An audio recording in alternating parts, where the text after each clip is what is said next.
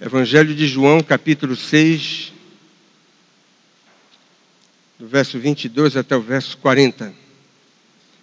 No dia seguinte, a multidão que ficara do outro lado do mar notou que ali não havia senão um pequeno barco e que Jesus não embarcara nele com os seus discípulos, tendo estes partido sós. Entretanto, outros barquinhos chegaram de Tiberíades, perto do lugar onde comeram o pão, tendo o Senhor dado graças. Quando, pois, viu a multidão que Jesus não estava ali, nem os seus discípulos, tomaram os barcos e partiram para Cafarnaum à sua procura. E, tendo-o encontrado no outro lado do mar, lhe perguntaram: Mestre, quando chegastes aqui? Respondeu-lhe Jesus: em verdade vos digo, vós me procurais não porque vistes sinais, mas porque comestes dos pães e vos fartastes. Trabalhai não pela comida que perece, mas pela que subsiste para a vida eterna, a qual o Filho do Homem vos dará, porque Deus o Pai confirmou com o seu selo. Dirigiram-se, pois, a ele, perguntando: que faremos para realizar as obras de Deus? Respondeu-lhe Jesus: a obra de Deus é esta, que creiais naquele que por ele foi enviado. Então lhe disseram eles: que sinal fazes para que o vejamos e creiamos em ti? Quais são os teus feitos? Nossos pais comeram maná no deserto, como está escrito: deu-lhes a comer pão do céu. Replicou-lhe Jesus: em verdade vos digo, não foi Moisés quem vos deu o pão do céu. O verdadeiro pão do céu é meu Pai quem vos dá. Porque o pão de Deus é o que desce do céu e dá vida ao mundo. Então lhe disseram: Senhor, dá-nos sempre desse pão. Declarou-lhes, pois, Jesus: eu sou o pão da vida. O que vem a mim jamais terá fome, e o que crê em mim jamais terá sede. Porém, eu já vos disse que, embora me tenhais visto, não credes. Todo aquele que o Pai me dá, esse virá a mim. E o que vem a mim, de modo nenhum o lançarei fora. Porque eu desci do céu não para fazer a minha própria vontade, e sim a vontade daquele que me enviou. E a vontade de quem me enviou é esta, que nenhum eu perca de todos os que me deu. Pelo contrário, eu o ressuscitarei no último dia. De fato, a vontade de meu Pai é que todo que vir o Filho e nele crer, tenha vida eterna. E eu o ressuscitarei no último dia. Vamos orar? Deus eterno, mais uma vez queremos te dar graças pela bênção de estar na tua casa, pelo privilégio de cantar louvores ao teu nome, pela bênção de poder ouvir a tua palavra, e pedimos que o Senhor nos abençoe, iluminando o nosso entendimento para que possamos compreendê-la. E mais do que a mera compreensão, suplicamos a ti que o Senhor, na sua infinita misericórdia, aplique aos nossos corações a tua santa palavra. Nós não iremos a lugar nenhum sem que o Senhor, na sua compaixão, santifique a nossa vida, para que possamos não apenas reconhecer qual é a tua vontade, mas ter aquela disposição irrefreável para te obedecer. Ainda que isso custe de nós um preço elevadíssimo. Queremos fazer a tua vontade, mesmo que o nosso eu seja crucificado, a nossa vontade tenha que ser abandonada. Ajuda-nos a entender isso. A essência da obediência que o Senhor requer de cada um de nós. E é no nome do Senhor Jesus que nós te oramos. Amém. Podem sentar, irmãos. É impossível exagerar a importância desse diálogo. Talvez um pregador muito apreciado nosso, que é o pastor Martin Lloyd Jones, talvez ele começasse uma pregação sobre esse texto com essas palavras. É difícil exagerar a importância desse diálogo que nós acabamos de ler. E eu quero dar duas razões para você.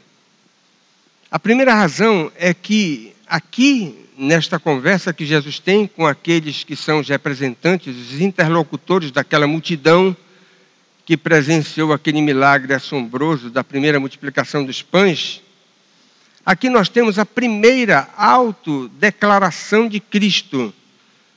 Uma das 7 que você encontra no Evangelho de João, que foram formuladas com aquele solene eu sou. Veja aí no verso de número 35, você tem Jesus dizendo, eu sou o pão da vida. No capítulo 8 de João, verso 12, você tem Jesus dizendo, eu sou a luz do mundo. No capítulo 10, versos 7 e 9, você tem Jesus dizendo, eu sou a porta. No capítulo 10 também, no verso 11 e no verso 14, você tem Jesus dizendo, eu sou o bom pastor. No capítulo 11, no verso 25, você tem Jesus dizendo, eu sou a ressurreição e a vida. No capítulo 14 de João, verso 6, você tem Jesus dizendo, eu sou o caminho, a verdade e a vida. E por fim, no capítulo 15, no verso 1 e no verso 5, você tem Jesus dizendo, eu sou a videira verdadeira. Essas 7 declarações solenes, elas apresentam traços tão magníficos da natureza divina do nosso Salvador, preste atenção nisso, que nenhum crente piedoso na face da terra, em toda a história, nenhum intérprete bíblico, nenhum comentarista de peso, ninguém até hoje conseguiu sondar com profundidade, a exaustão, todas essas 7 declarações que você tem no Evangelho de João. Elas são de uma profundidade tal que certamente o bispo Hyde diria o seguinte, aí nessas 7 declarações nós temos verdades insondáveis, que toda a nossa perspicácia, o nosso interesse em descobrir verdadeiramente as verdades sobre a natureza do nosso Salvador, não será capaz de nos levar a toda a profundidade que essas declarações encerram. Mas olha que coisa maravilhosa. Apesar de elas serem excepcionalmente profundas, nenhum crente sincero, o mais modesto que já passou pela face da terra, deixou de ser abençoado ao meditar nessas 7 declarações, autodeclarações do próprio Salvador a respeito da sua natureza gloriosa. É isso que embaralha a nossa mente. Nós temos algo extraordinariamente profundo, mas que as almas mais simples são capazes de receber a bênção, graça, através da meditação sincera nessas verdades tão solenes e que foram pronunciadas da forma mais extraordinária que nós possamos imaginar. Eu sou. Nos fazendo lembrar do nome sagrado de Deus, lá do capítulo 3 de Êxodo, quando o próprio Deus revelou para Moisés o seu nome mais especial na revelação do Antigo Testamento. Mas uma segunda razão que nos leva a concluir que esse diálogo é de uma importância sem igual é que nessa conversa nós percebemos alguns daqueles grandes entraves que fazem com que os homens permaneçam incrédulos. A multidão que dialoga com o Salvador parece retratar com precisão a humanidade decaída no traço da sua descrença. Ela revela aqueles sinais característicos que são vistos em toda a história dos homens inconversos, que permanecem à margem do Evangelho. Você já imaginou? Pessoas que ouvem o Evangelho e às vezes têm oportunidade de experimentar momentos impressionantes na história da igreja. E mesmo ouvindo pregadores notáveis, essas pessoas não conseguem passar da condição de amigos do Evangelho. Gostam de ouvir o Evangelho, gostam das músicas cristãs, gostam da camaradagem da igreja, mas nunca passam disso. E permanecem descrentes, permanecem descomprometidas, permanecem incrédulas. Irmãos, esse é um texto clássico sobre esse assunto.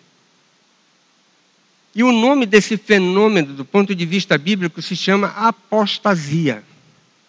Sabe o que é apostasia? Apostasia não é decair da graça. Não é perder a salvação. Apostasia é desertar da companhia cristã, é desertar por achar demais ter que ouvir novamente o Evangelho da graça que salva os pecadores. Isso por parte daqueles que se cansaram da religiosidade cristã e não conseguiram, pelos entraves que eu vou enfatizar hoje à noite, não conseguiram abraçar verdadeiramente a fé. Talvez você conheça alguém assim. Ouviu. E olhe, preste atenção como esse fenômeno, ele merece a nossa atenção. Porque as pessoas que estavam ouvindo e vendo aquilo que estava acontecendo no sentido espiritual, no mundo daqueles dias, envolvia nada menos do que o eterno Filho de Deus. Aqueles homens aquela multidão estava participando do momento mais solene da história. Aquela multidão estava ouvindo o maior pregador incomparável que já apareceu na face da terra. Aquela multidão estava vendo os milagres que nunca se repetiram no mundo na extensão em que Jesus realizou. Mas imagine isso, aquela multidão com todas essas características que poderia fazer com que aquele povo pudesse abraçar a fé. Era Jesus quem estava pregando. Era Jesus quem estava realizando aqueles sinais. Mas eles não conseguiram abraçar a fé verdadeiramente. Irmãos, que tema nós poderíamos dar para esse diálogo? Eis aí o tema. É um pouco longo, mas vale a pena pensar nisso. Algumas razões que fazem com que os homens abandonem a camaradagem com o Evangelho. Algumas razões. Você quer a primeira? Está aí no verso 22 a 27. O mesquinho interesse material. Algumas pessoas não conseguem abraçar a fé, porque os seus corações são materialistas. A princípio, até a gente pode imaginar que a multidão merece receber um elogio, porque ao perceber que estavam sozinhos, aquele povo resolveu logo no dia seguinte, celeremente, procurar Jesus Cristo que eles tinham perdido de vista. E a gente pode até imaginar, há uma certa virtude nisso. Eles não conseguiram passar nem um dia sem Jesus. Quando acordaram e viram que Jesus não estava mais naquele lugar, partiram apressadamente ao encontro do Salvador. É o que você tem no verso 24. Também a pergunta, aparentemente entusiasmada, que você tem no verso 25, poderia indicar um possível interesse sincero pela companhia daquele que havia realizado aquele prodígio inédito e extraordinário da multiplicação de pães e peixes. É o que você tem aí. Mas é interessante notar que Cristo demonstra toda a sua onisciência ao revelar a verdadeira intenção. E aqui um parênteses, não era boa a verdadeira intenção que havia no coração daquelas pessoas, que estavam novamente à sua procura. E duas coisas chamam a atenção. Veja aí o que é que Jesus diz no verso de número 26. Introduzindo a sua leitura do mais íntimo do coração daqueles que novamente estavam tendo a oportunidade de encontrá-lo, em verdade vos digo, uma introdução solene. Vós me procurais não porque vistes sinais, mas porque comestes dos pães e vos fartastes. Irmãos, os corações materialistas, eles têm uma característica. São corações que agasalham uma espécie de afeição volátil. Olha que coisa interessante. Em menos de 24 horas, o interesse daquela multidão mudou drasticamente. Primeiro, eles estavam atrás de sinais, especificamente de curas, a cura de enfermos. Mas eles não presenciaram nenhum tipo de prodígio dessa natureza. Veja o verso 2 e veja o verso 26, que eu acabei de ler. No verso 2 você tem o evangelista dizendo que a multidão procurou Jesus porque queria ver o seu poder sendo exercido na cura de enfermos.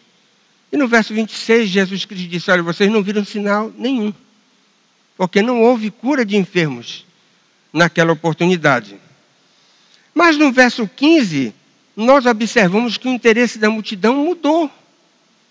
Eles tentaram fazer de Jesus novamente um líder, tentaram fazer de Jesus um líder político, um rei, proclamá-lo rei. Mas não conseguiram. Jesus escapou e atravessou o lago e foi para o outro lado, para Cafarnaum. E terceiro, eles estavam novamente interessados em receber o alimento físico, em merendar de novo. Tinham comido no dia anterior e agora queriam novamente participar de uma refeição milagrosa, como eles tiveram a oportunidade de participar no dia anterior. Mas também não foram atendidos. Em menos de 24 horas, como é que o coração daquela gente muda tão rapidamente?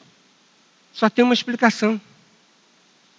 Não há uma afeição sincera para com a verdade que eles tiveram a oportunidade de ouvir. Os seus corações são corações materialistas. E o coração materialista é o coração que agasalha afeições que escapam rapidamente, tal como uma fumaça volátil. Mas, irmãos, o materialismo não satisfaz os anseios mais profundos da alma. É o que Jesus Cristo diz na censura que dirige aos seus interlocutores no verso 27. Eles estavam empenhados primária e tão somente na garantia da própria subsistência. E esse é um propósito muito medíocre para governar a existência de uma pessoa. Isso porque a vida humana, a gente pode dizer que se reduz a nada diante daquilo que nós aprendemos através das Escrituras, do que seja a eternidade.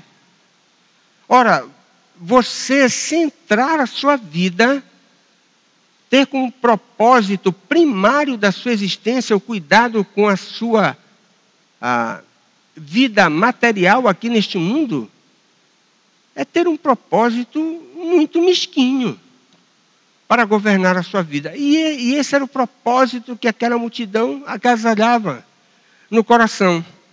É por isso que Jesus Cristo diz: vocês devem estar interessados na verdadeira comida, que é a comida para a alma, para o coração.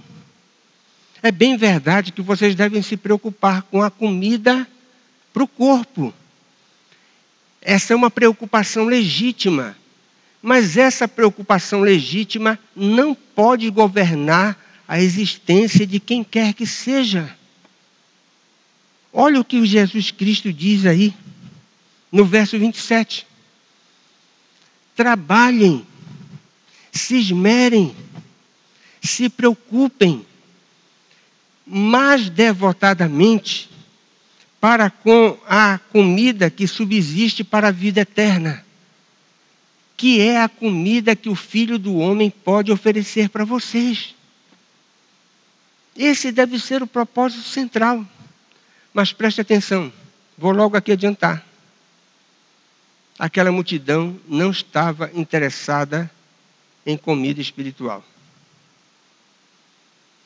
Qual é a conclusão que nós chegamos? Irmãos, os corações materialistas são corações que estão descentralizados de Cristo. E um coração que não está centralizado em Cristo sempre será um coração inquieto e insatisfeito. É por isso que você encontra muita gente pulando de galho em galho. Gente inquieta. Sabe por quê? Tem gente inquieta que não para. Não consegue se estabelecer. Porque o seu coração não está centralizado na pessoa do Salvador.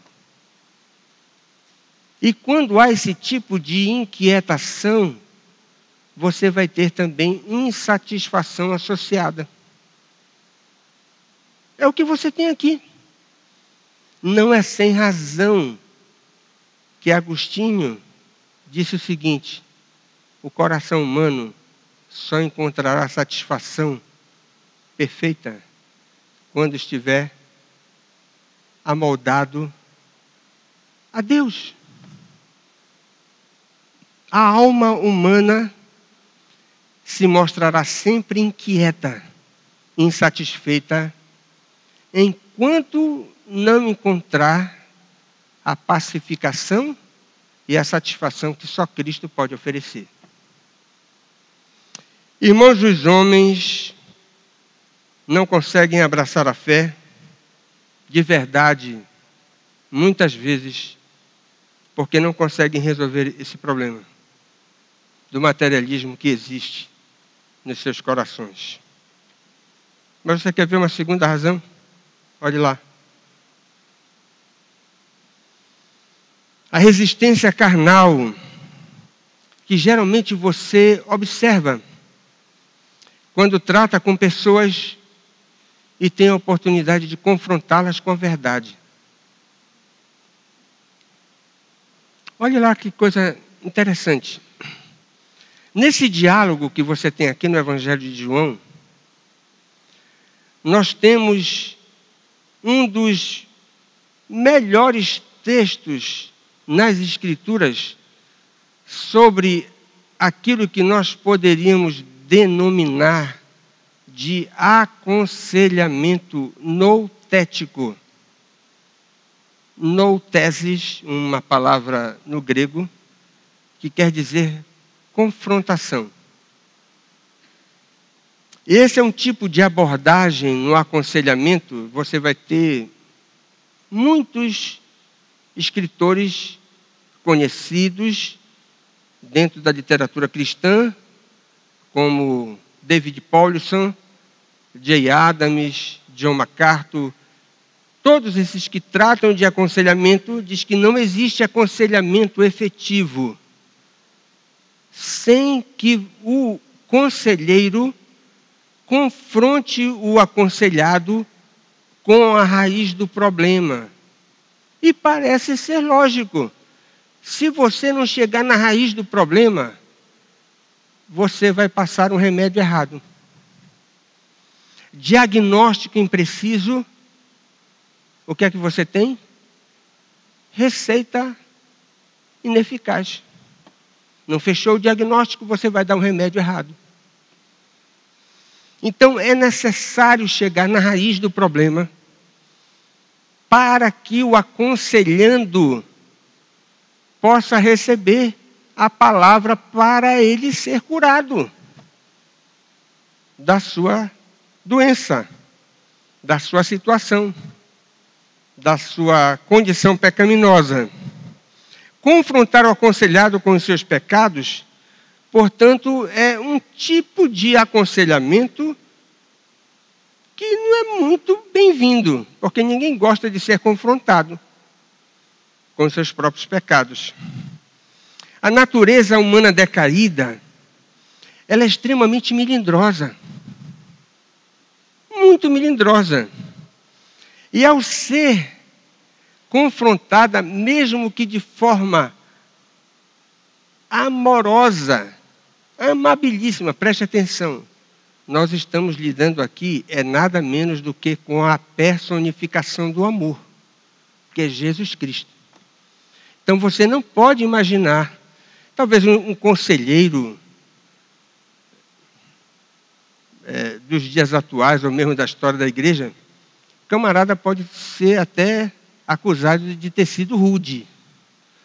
Mas você não pode dizer que Jesus Cristo foi rude com os seus aconselhandos em nenhum momento do seu ministério público, porque Jesus não pecou. Nós estamos lidando com o amor na sua expressão absoluta, na personificação dessa graça. E, mesmo sendo amorosamente confrontada aquela multidão, você pode ver que ela não atendeu para o conselheiro que queria ajudá-la.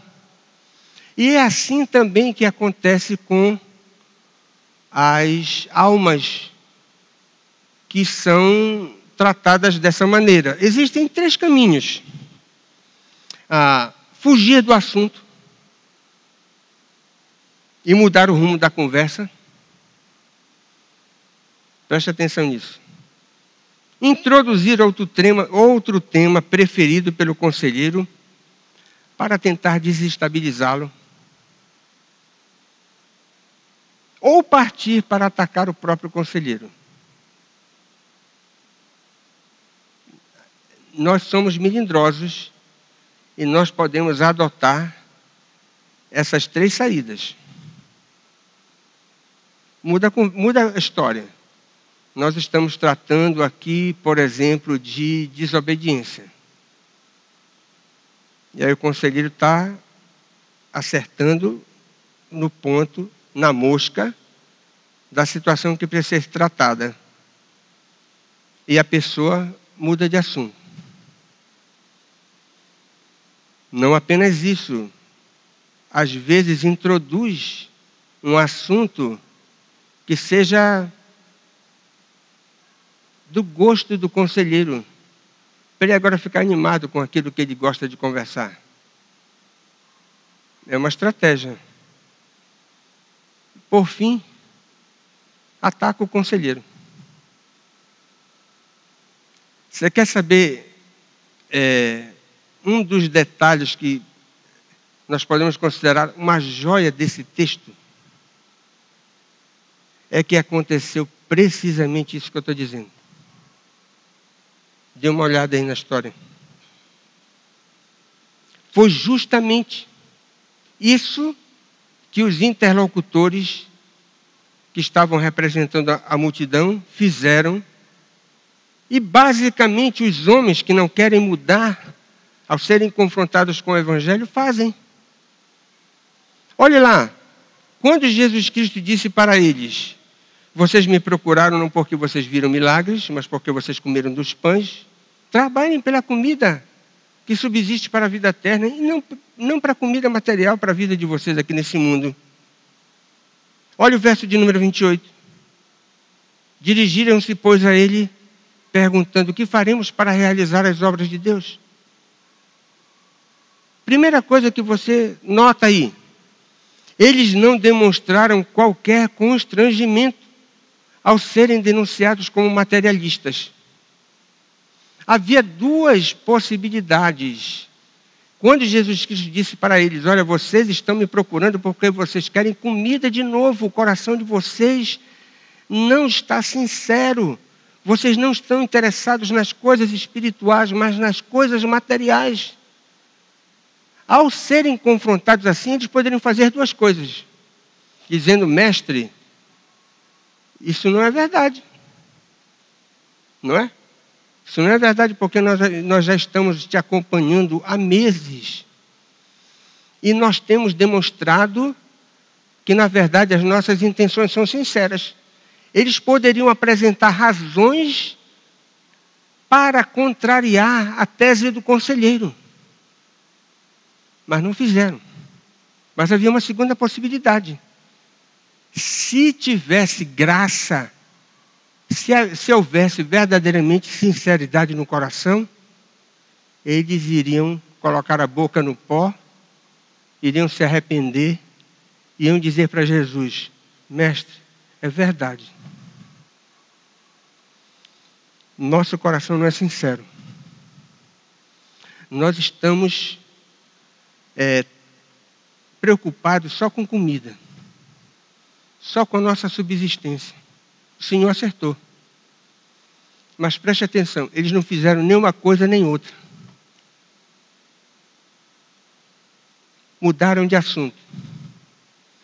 Mas ele disse o seguinte: nós podemos desestabilizar emocionalmente o conselheiro. E olha a segunda coisa que eles fizeram. Tentaram seduzir o mestre, insinuando que eles queriam ser parceiros do ministério. É o que você tem na pergunta aí do verso 28. Mestre, que faremos para realizar as obras de Deus? Irmãos, obviamente Cristo não caiu na armadilha. Como ele poderia aceitar a parceria de homens incrédulos para a realização do ministério, que exige, no mínimo, conversão? Claro que Jesus não aceitou aquela proposta. E veja o que é que Jesus diz para eles no verso 29. Jesus diz o seguinte: olha, antes de vocês demonstrarem desejo de trabalharem para o rei, antes de quererem trabalhar para o rei, vocês precisam crer no rei. Antes de quererem trabalhar no reino, vocês precisam crer no rei. É o que você tem no verso 29. E eu escrevi aqui: mas que resposta maravilhosa de linda. Não é verdade? Como é que você quer trabalhar no reino se você nem convertido é? Jesus não caiu nessa armadilha. Preste atenção. Eles não trataram do assunto com o qual Jesus os estava confrontando. eles introduziram um assunto que poderia encantar o mestre, parceria no ministério, Jesus não caiu. Qual é a terceira possibilidade?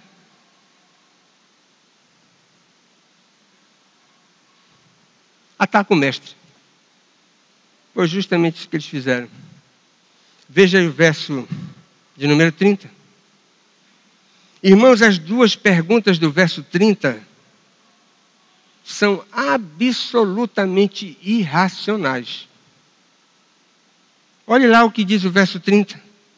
Então disseram eles: que sinal fazes para que vejamos e creiamos em ti? Mas eles acabaram de ver um dos milagres mais estupendos da coleção evangélica. Quais são os teus feitos? Jesus já tinha um catálogo de realizações incontestáveis àquela altura do seu ministério terreno. Irmãos, eles tinham visto muitas curas impressionantes e eles queriam ver de novo. Veja o verso 2 aí do capítulo 6. Eles foram atrás de Jesus porque eles tinham notícia e eram testemunhas de que Jesus estava realizando milagres espetaculares. Absolutamente sem sentido. Essas perguntas. Eles foram testemunhas oculares de um dos mais retumbantes milagres do ministério terreno de Cristo. Mas olha, aprenda uma coisa. Tem uma característica da incredulidade. Uma das características essenciais da incredulidade é sempre exigir uma prova adicional para continuar descrendo. Grave isso. É um traço típico da incredulidade. Exigir uma última prova supostamente decisiva. E quando ela é apresentada, a incredulidade continua descrendo. Talvez até avance para um estado pior, como nós encontramos na história do ministério terreno do Senhor Jesus. Escreva isso nos seus anais de sabedoria. Milagres não convertem incrédulos. Essa é a pura teologia bíblica. Milagres não removem do coração dos homens a descrença. Em nenhum lugar da Bíblia você vai ter esse ensinamento de que se as pessoas virem alguma coisa espetacular, elas crerão naquele que está operando prodígios. A Bíblia nega essa tese de capa a capa. Terceira razão, veja do verso 32 até o verso 40. O apego pela tradição religiosa sem vida. Talvez você já tenha ouvido de uma pessoa que tenha sido objeto do compartilhar do Evangelho nas suas verdadeiras cores. E a pessoa que está apresentando o Evangelho se esforçou o máximo possível para que essa pessoa compreenda ou compreendesse a essência da salvação.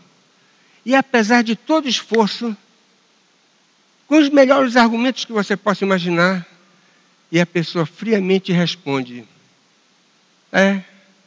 eu respeito aquilo que você está falando, mas eu nasci na crença e vou morrer na crença.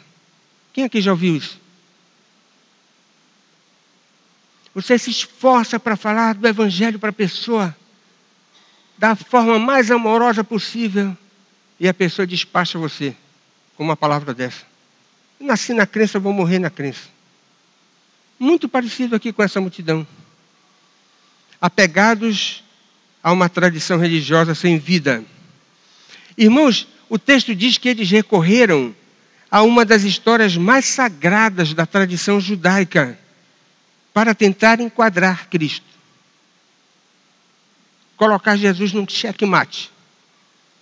O milagre do maná no deserto. Mas olha que coisa impressionante. Eles não conheciam o verdadeiro significado daquele milagre que havia acontecido durante os 40 anos de peregrinação do povo judeu quando saiu do Egito para Canaã. 40 anos. Eles não compreendiam o significado daquilo que havia acontecido. O maná no deserto era apenas um símbolo material de uma realidade espiritual que estava por vir. Preste atenção.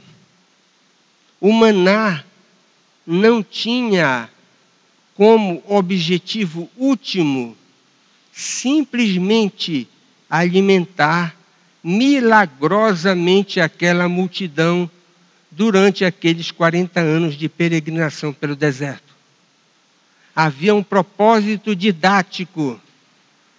E o propósito didático era o seguinte: assim como eles foram alimentados por Deus materialmente, através daquele milagre extraordinário, assim também o Deus que opera a salvação, Ele alimenta as almas. Não com maná físico, mas com pão espiritual. Vocês não entenderam o significado da história. E aí Jesus então irrompe com a sua primeira declaração a respeito da sua natureza gloriosa. Ele diz o seguinte: aquilo que aconteceu no deserto é para que vocês tivessem expectativa da chegada de um pão espiritual para a alma de vocês. E Jesus Cristo então declara de forma solene: eu sou o pão da vida. É o que você tem aí no verso de número 35. Irmãos, que figura maravilhosa. Ainda bem que eu não vou pregar sobre esse versículo, porque já existem milhares, se não milhões de sermões que foram proferidos só sobre esse verso 35. Mas eu não posso me furtar de dizer alguma coisa.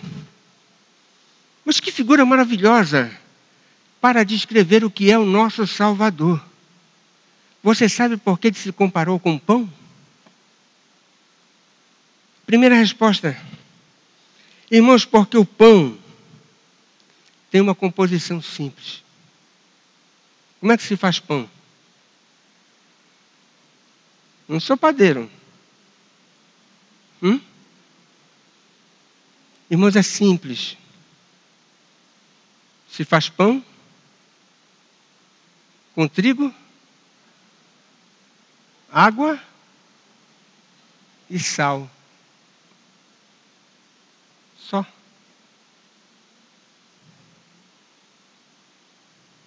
Só. Não é uma receita complicada. Só. Irmãos, quem quiser se apropriar de comida espiritual, não deve pensar numa receita complicada. A receita é simples. Sabe qual é a aplicação disso? Você só não come esse pão se você não quiser. Porque a receita é simples. Sabe por que Jesus se comparou com o pão?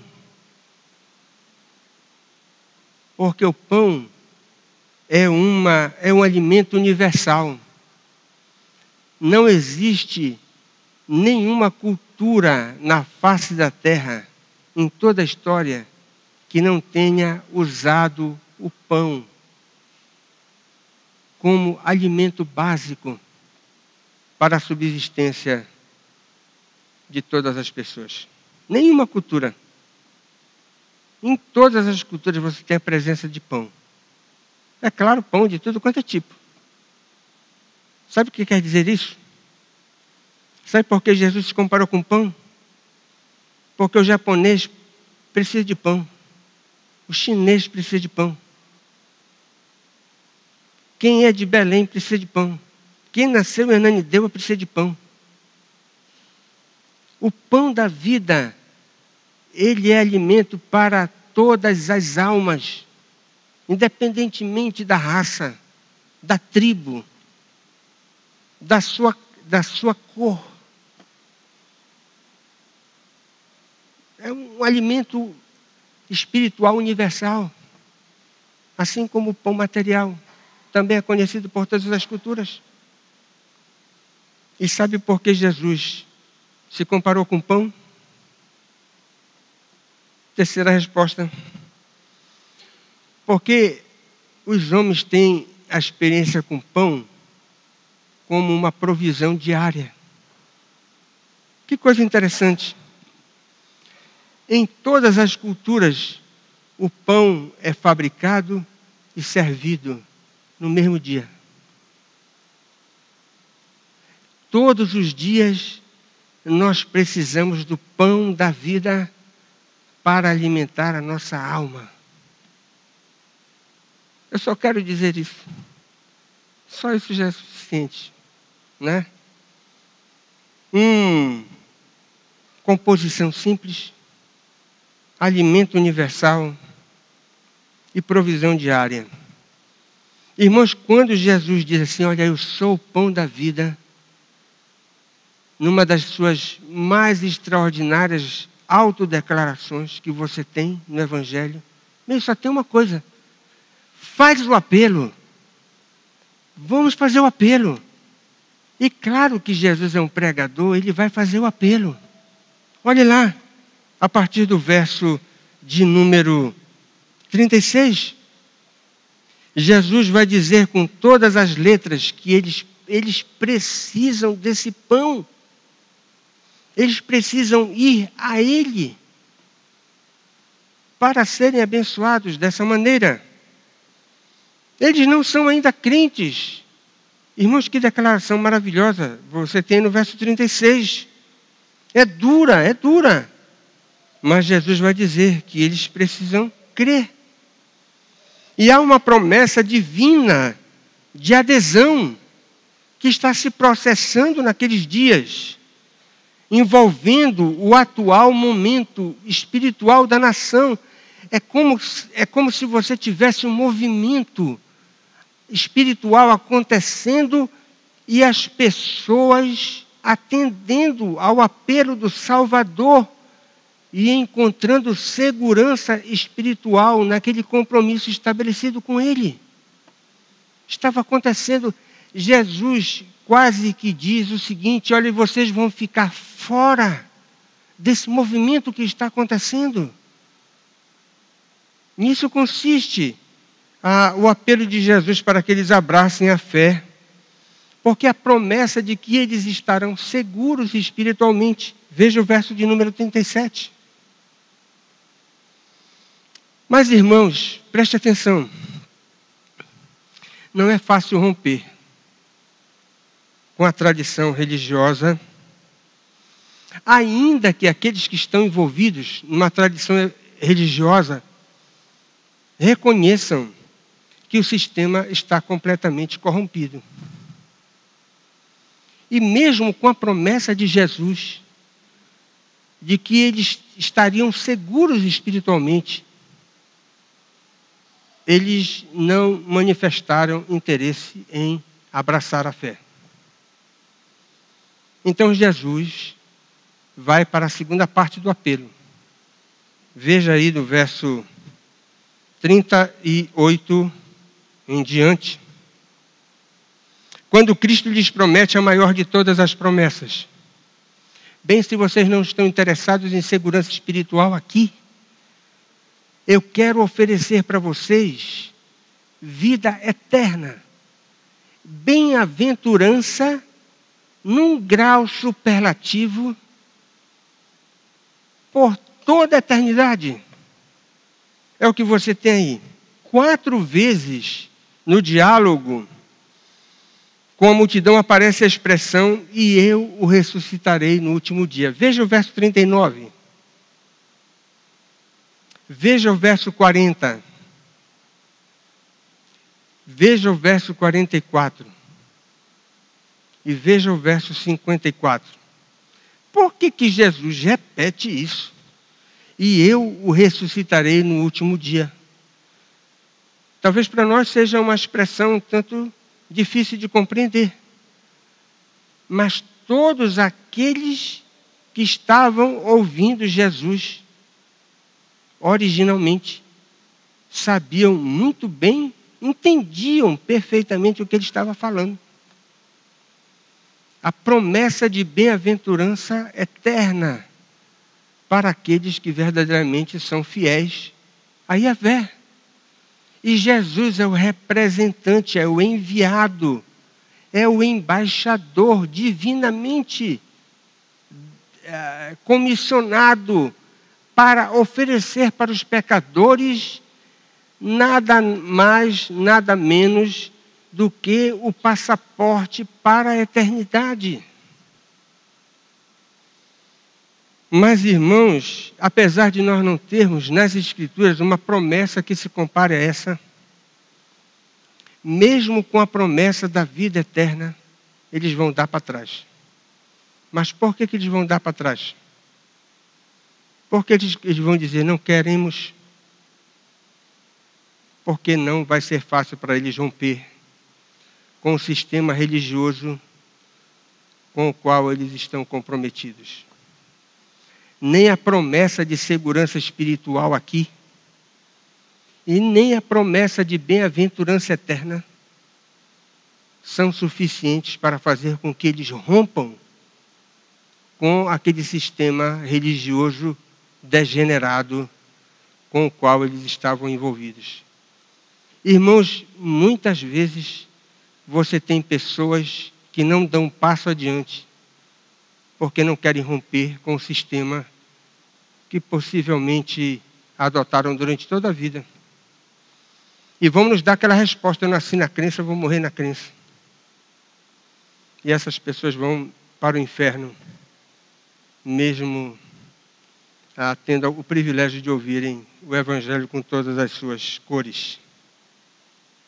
Deixa eu fazer algumas perguntas para você hoje à noite. Você conhece alguma pessoa materialista que está caminhando para a perdição eterna? Conhece alguém assim? A chave dessa pergunta não é se você conhece. A chave dessa pergunta é, não é você? Você pode assegurar que não é você? No seu coração não existe esse materialismo?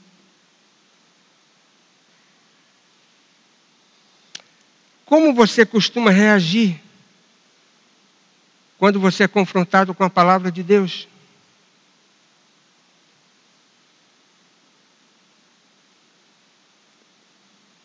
Não leva em consideração a confrontação? Muda de assunto? Ataca o conselheiro? Assim fez a multidão. Que esse tipo de comportamento não esteja presente entre nós. Quem aqui já fez a sua adesão ao projeto de Cristo? Talvez você diga, mas que projeto é esse? Sabe qual é o projeto de Jesus? É o projeto do arrependimento e da fé. Simples. Simples. Arrependimento e da fé. E é esse projeto que vai levar pecadores indignos para o céu. Simples como o pão da vida. À disposição de todas as pessoas na face da terra. Não é? Universal. E que vai fazer com que diariamente nós tenhamos experiência de comunhão com o próprio Salvador.